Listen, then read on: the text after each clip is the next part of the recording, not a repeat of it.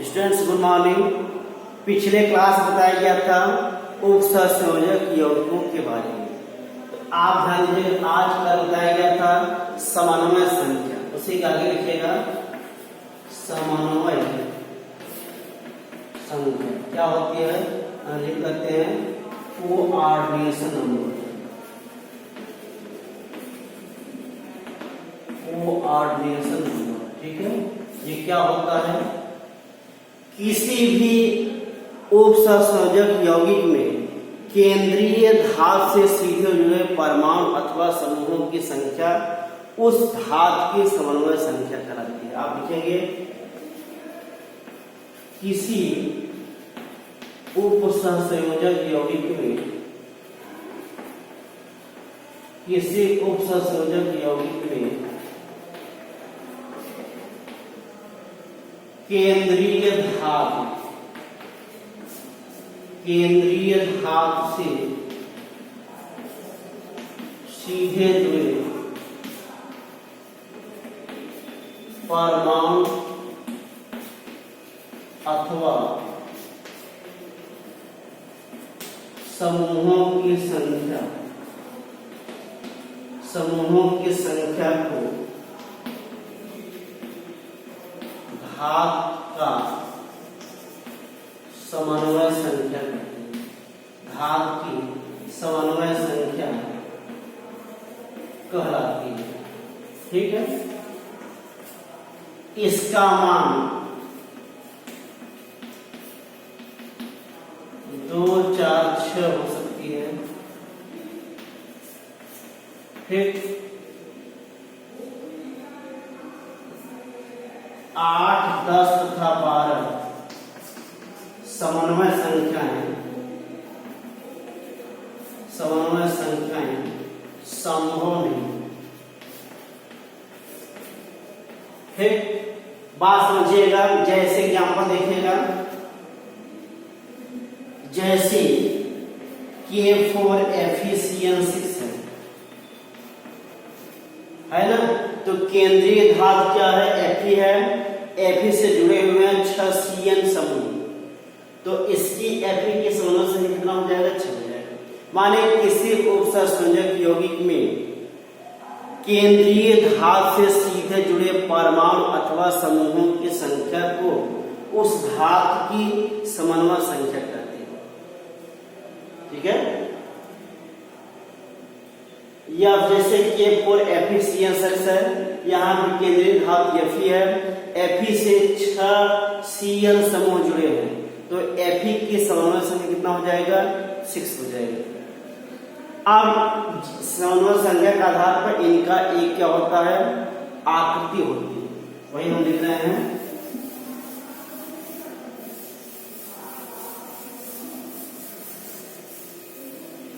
यहां देखिएगा,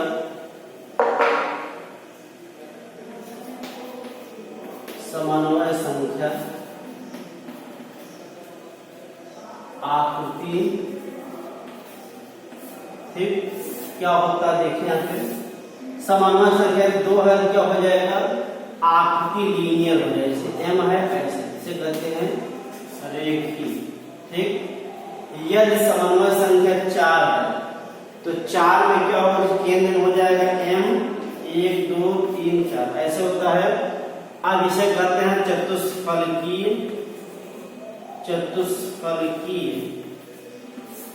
और दूसरा बन जाता है ऐसे संभव होता है, ऐसे। इसे कहते हैं वर्ग समतलीय।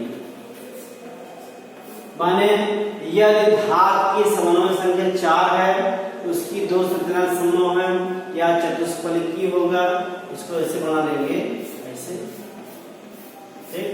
इसे कहते हैं चतुष्फलकीय, ये है वर्ग समतलीय।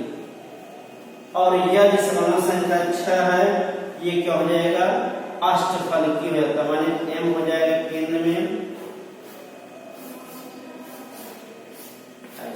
इसे कहते हैं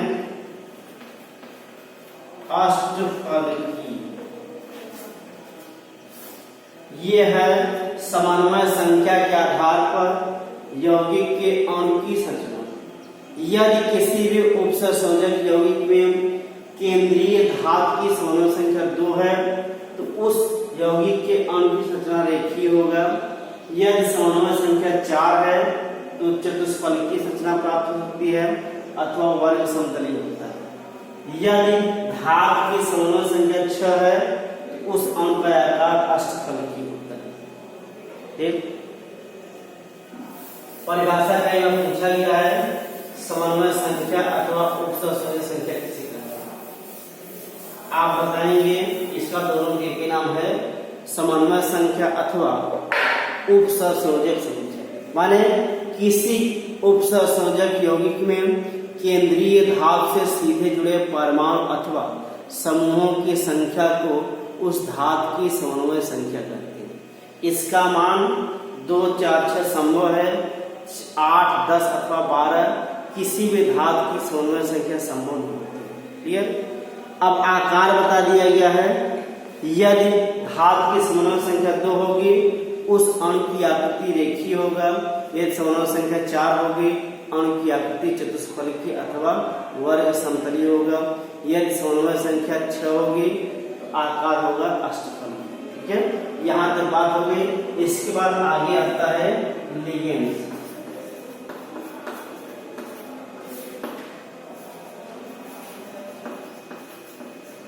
लिगेंड्स क्या होता है ये परिभाषा ध्यान दीजिएगा। किसी उपसंयोजक यौगिक में उपस्थित ऐसे परमाणु अथवा समूह जो केंद्रीय धातु के साथ उपसंयोजक बंध से जुड़े होते हैं उन्हें लिगेंड कहा जाता है। माने परिभाषा देखिएगा, किसी उपसंयोजक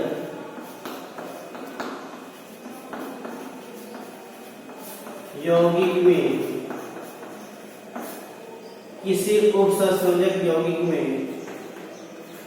केंद्रीय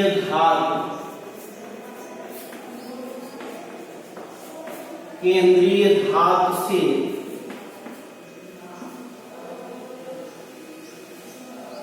सीधे जुड़े परमाणु अथवा समूह को लिगेंड कहते हैं। फिर ये ऋणावेशित अथवा उदासीन परमाणु या समूह होते हैं। ठीक, अब यहां देखिए जैसे एग्जाम्पल देखिए, जैसे K4 FeCN6 है। इसमें केंद्रीय धातु Fe है, Cn क्या है, छह की संख्या Cn जुड़े हैं। स्ट्रक्चर देखिए कैसे, ये आयन होगा बनाएगा कि आयन प्लस फेरोसाइनाइड आयन। ठीक है, आप देखिए स्ट्रक्चर देखिए Fe हो गया, धन 2 कर दीजिए 6 हो जाएगा, N triple bond C, N triple bond C, N triple bond C, N triple bond C, N triple bond C, N triple bond C।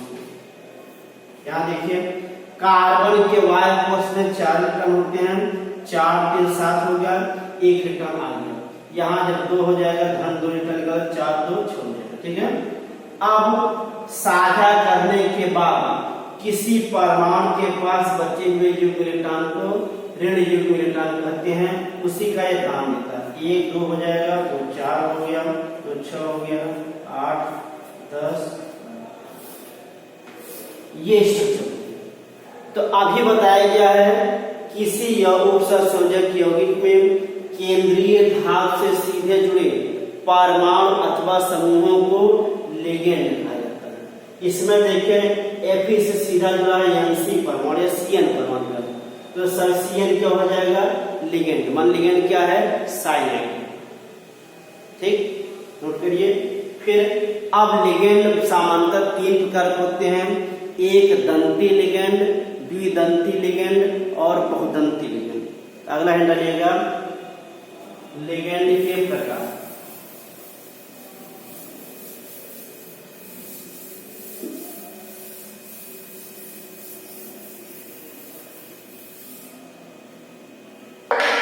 Ligand के प्रकार। लिगेंड सामान्यतः 3 प्रकार के होते हैं।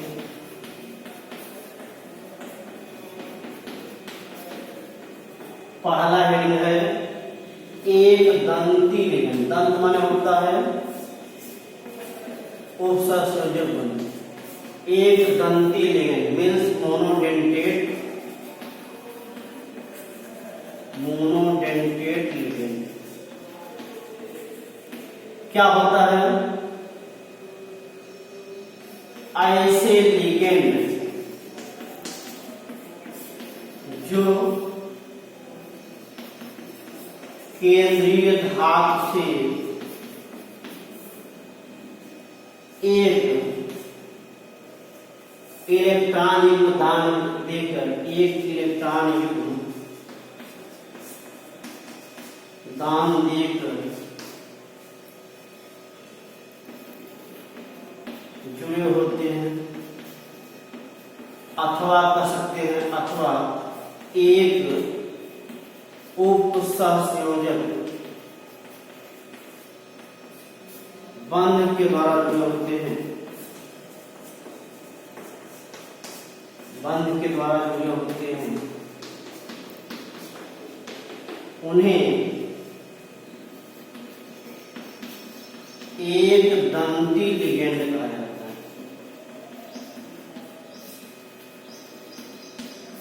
एक दंती लिगेंड कहते हैं। एग्जाम्पल देखिए, जैसे क्लोराइड है, ब्रोमाइड है, आयोडाइड है, Cn है, OH माइनस है, ठीक है। ये सभी क्या है? आदि एक दंती लिगेंड है।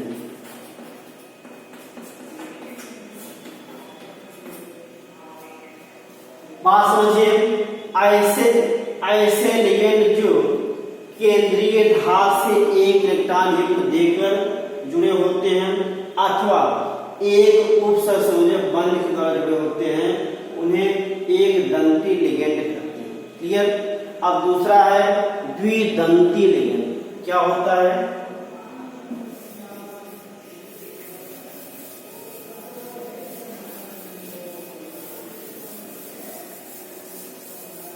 दूसरा है द्विदंती लिगेंड। द्वि मीन्स क्या होता है? दो। द्विदंती लिगेंड मीन्स बाइडेंटेट लिगेंड। ऐसे लिगेंड, देखिएगा, ऐसे लिगेंड जो केंद्रीय धातु से दो उपसंयोजक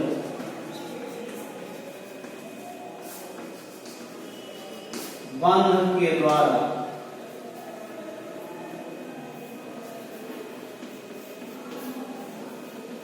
जुड़े होते हैं, उन्हें द्विदंती लिगेंड कहते हैं। ठीक, जैसे एग्जाम्पल देखिए, एग्जाम्पल नंबर 1, एथिलीन डाइइमीन। एथिलीन डाइइमीन सूत्र होता है CH2 single bond CH2 NH2। ठीक, इसका नाम है एथिलीन डाइइमीन हो गया। दूसरा एग्जांपल है आर्जिनेट आयन।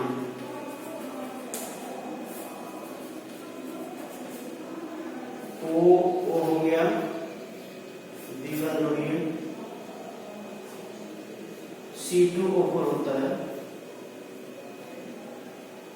C2O,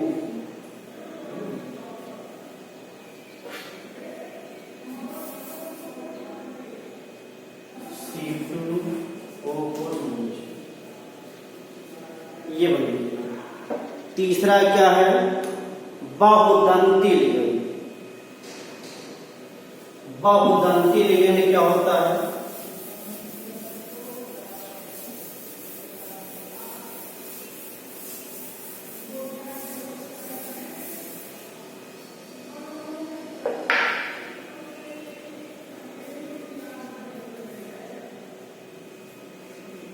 तीसरा है बहुदंती लिगेंड।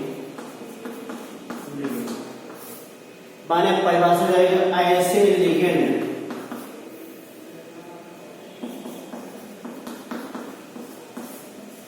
जो केंद्रीय धातु के साथ दो से अधिक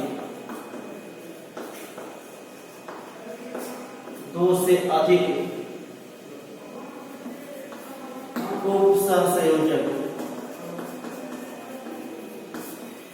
बंध के द्वारा जुड़े होते हैं, उन्हें बहुदंती लिगेंड कहते हैं। ठीक है, जैसे एसईएन। एसईएन क्या है, बहुदंती लिगेंड। ठीक, ये हो गया अबाउट लिगेंड। लिगेंड के प्रकार, लिगेंड सामान्यतः 3 प्रकार होते हैं, एक दंती, द्विदंती और बहुदंती। इनकी परिभाषाएं लिखा दी गई हैं, इनका एग्जाम्पल लिखा दिया गया है, और अब इसके बाद बताएंगे किसी भी उपसंयोजक यौगिक का आयुर्वेद नाम कैसे देते हैं। ठीक है।